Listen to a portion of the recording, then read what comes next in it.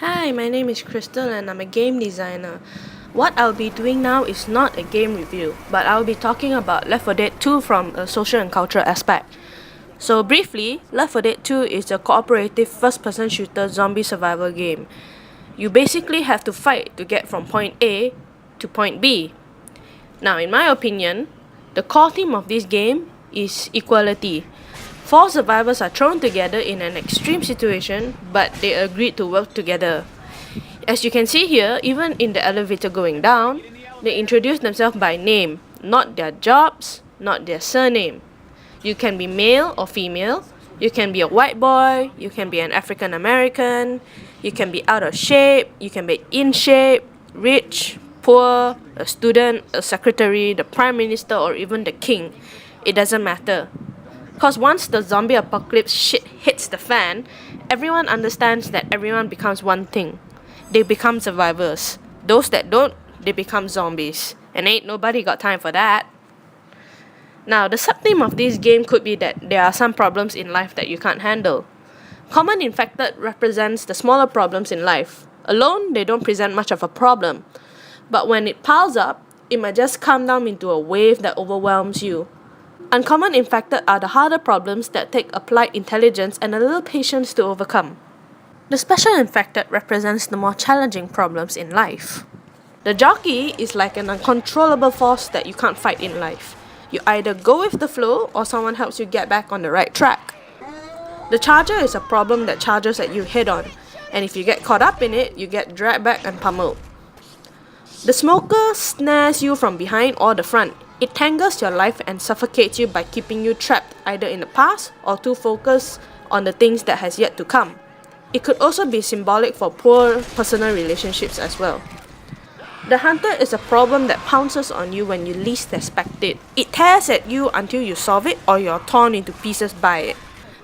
The boomer attracts more trouble than worth, and you have to clean up the mess as well.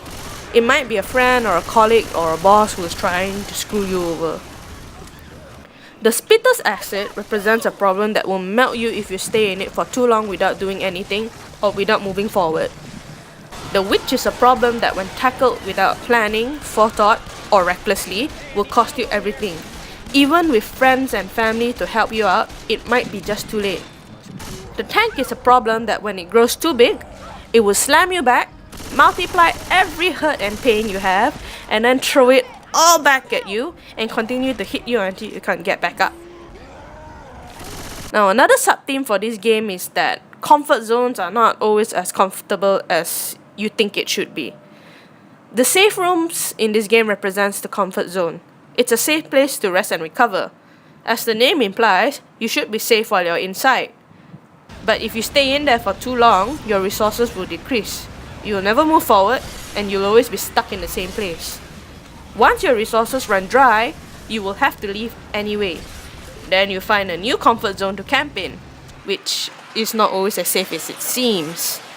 A metaphor on life in general. All zombies are allowed to go into safe rooms. Just when you think it's safe in the safe room, an infected might just attack you and kill you anyway. And that's why safe rooms are not as safe as it should be. What I could recommend for this game, keeping its core theme and my own philosophy in mind, which is to ensure that players understand that there are consequences behind the choices that they make in-game, is to add obstacles with multiple ways around it. For example, a bus is blocking the path. Do the survivors A have people push it while 2% cover their asses, but a horde might just overwhelm the group? B, you try to climb over the bus, but anyone up there will be sitting duck for the special infected. C, you try to clamber through the door out of the window of the other side, but the first and the last person might be eaten alive. D, you try and blow the bus up, but you might just risk blowing yourself up as well, and maybe your friends. E, you have a tank hit it and move it, but first you need a tank, and you have a higher risk of death. Triple kill! Yeah, just like that.